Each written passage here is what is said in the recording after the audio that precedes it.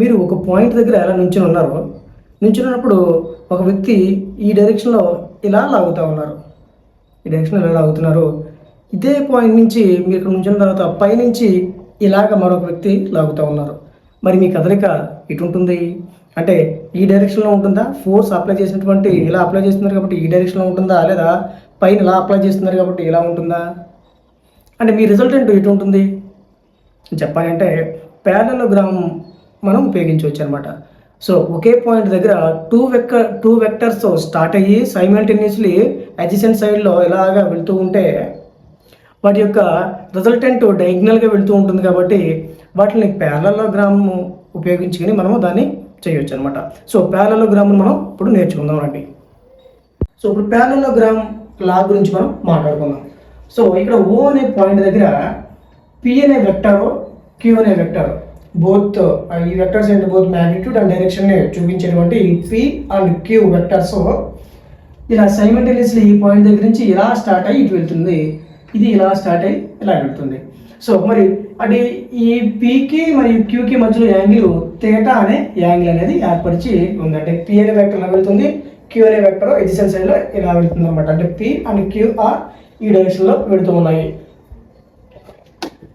So దీనికి ప్యారలల్గా ఈ బి అనే పాయింట్ దగ్గర నుంచి ఇలాగ ఒక లైన్ డ్రా చేశాను. అదేవిధంగా ఈ క్యూ అనే వెక్టర్ని ఈ పాయింట్ దగ్గర ఇలాగా డ్రా చేశాము. సో ప్యారలలోగ్రామ్ అనమాట. ఈ పి అనే వెక్టర్ని దీనికి ప్యారలల్గా ఒక లైన్, ఈ క్యూ అనే వెక్టర్ని ప్యారలల్గా ఇంకొక లైన్ ఇలా డ్రా చేశాను. డ్రా చేసి వీటికి ఈ ఆరిజిన్ పాయింట్ ఓ, ఇది ఏ, బి, ఈ పాయింట్ సి, దీనికి ఇక్కడి నుంచి పర్పెండిక్యులర్గా ఒక లైన్ ఇలా డ్రా చేసాము, దాన్ని డి అనుకున్నాము. సో ప్యారలలోగ్రామ్ మనకి ఏర్పడింది అనమాట. ఓ బి సి ఏ అనేది ప్యారలలోగ్రామ్ వచ్చింది. ఇలా దీన్ని ఇలా కిందకి ఎక్స్టెండ్ చేసాము.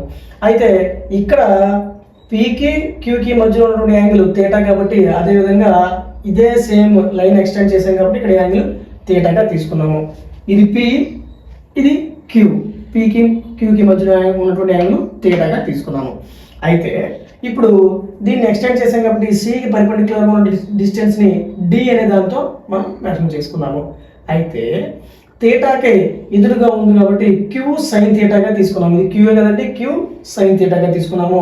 ఆ సందర్భంలో అంటే ఎడ్జసెంట్ సైడ్లో ఉంది కాబట్టి దీన్ని క్యూ కాస్ థీటాగా తీసుకున్నాము. అంటే ఏ డికి మధ్యలో ఉన్నటువంటి డిస్టెన్స్ క్యూ కాస్ థీటాగాను, సికి డికి మధ్యలో ఉన్నటువంటి డిస్టెన్స్ని క్యూ సైన్ థీటాగా మనం తీసుకున్నాం.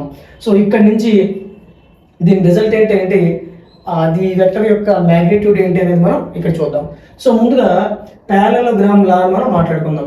If two vectors acts as a two adjacent sides of the parallelogram drawn in from a point, then their resultant is the diagonal passing through the same point. అదే కదండి మనం చెప్పుకున్నాము.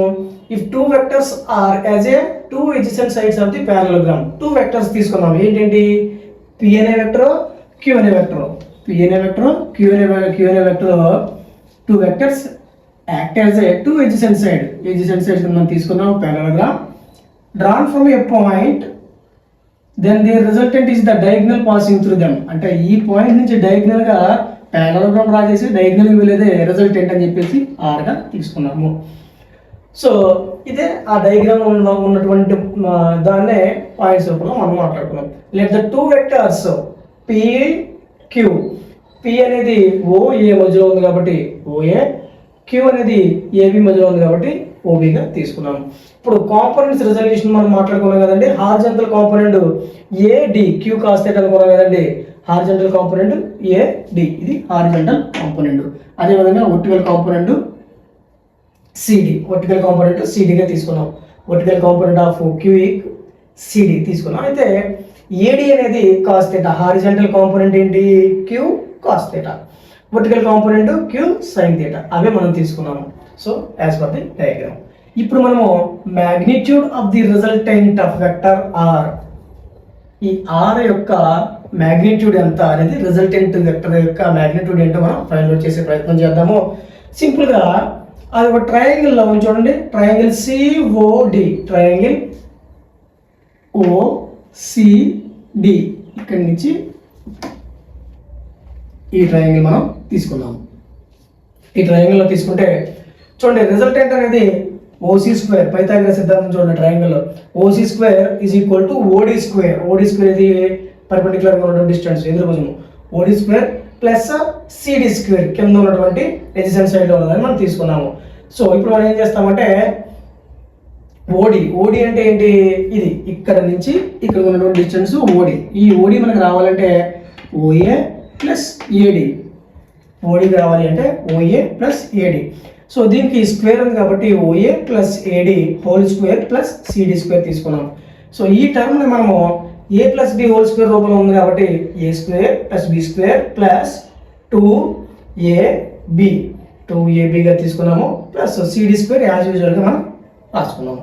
తర్వాత ఓఏ అనేదాన్ని మనం ఏమనుకున్నాము పి స్క్వేర్, ఓబి అనేది Q square, AD అనేది క్యూ కాస్ థీటా కాబట్టి ఇక్కడ స్క్వేర్ ఉంది కాబట్టి Q square cos square theta plus 2 OA అంటే పి, ఏడి అంటే Q cos theta, CD square అంటే వర్టికల్గా ఉంది చూడండి Q square sine square theta. Okay అంటారా? సో ఏం లేదు, ఇక్కడ ఉన్నటువంటి ఈ ఫార్ములానే అక్కడ ఉన్నటువంటి రిప్రజెంటేషన్లో మనం మార్చుకున్నాము. సో ఈ స్టెప్ అర్థం అయితే ఈ మొత్తం ఈ rest of all the things we can easily write it. So P square plus 2pq cos theta Q square cos square theta plus Q square sine square theta. అంటే ఏం లేదు, ఇక్కడ ఉన్నటువంటి ఈ Q square cos square theta Q square sine square థీటానే ఒక పక్కన రాసుకున్నాను, దీనికి పంపించాను అనమాట. P square 2pq cos theta Q square cos square theta plus Q square sine square theta, దీన్ని పక్కన రాశాను ఎందుకంటే మనకి ఒక రిలేషన్ రాబట్టవచ్చు ఇక్కడ నుంచి. సో దీన్ని Q square 2pq cos theta plus Q square, ఇక్కడ క్యూ స్క్వేర్ ఉంది ఇక్కడ క్యూ స్క్వేర్ ఉంది, సో క్యూ స్క్వేర్ కామన్ తీసాము cos square theta plus sine square theta. So ఈ టర్మ్ అంతా కలిపి ఇలాగ రాసుకున్నాము. మనకు తెలుసు sine square theta plus cos square theta is equal to 1 కాబట్టి ఈ ప్లేస్లో 1ని సబ్స్టిట్యూట్ చేసాం. సబ్స్టిట్యూట్ చేస్తే Q square 2pq cos theta plus Q square, so 1 కాబట్టి దీన్ని తెచ్చేద్దాం Q square plus Q square P square plus Q square plus 2pq cos theta.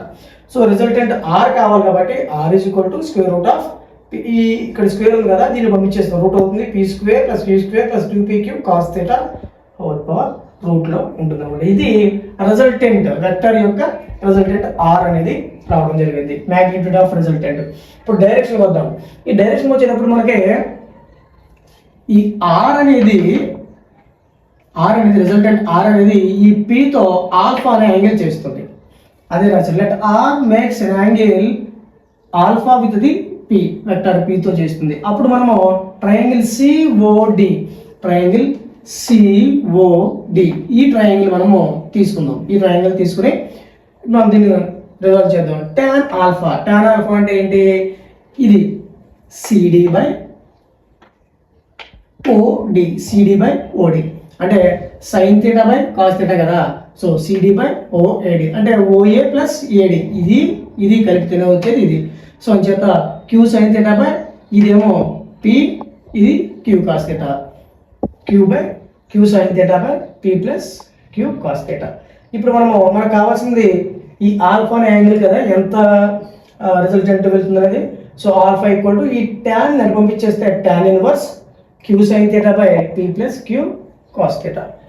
So ఈ విధంగా మనం ప్రజెంట్ చేసినట్లయితే 4 మార్క్స్ ఈజీగా రావడం జరుగుతుంది. సో మరిన్ని ఇంట్రెస్టింగ్ వీడియోస్ కోసం మన ఛానల్ని లైక్ చేయండి, షేర్ చేయండి, కామెంట్ చేయండి. Please subscribe our channel. Thank you.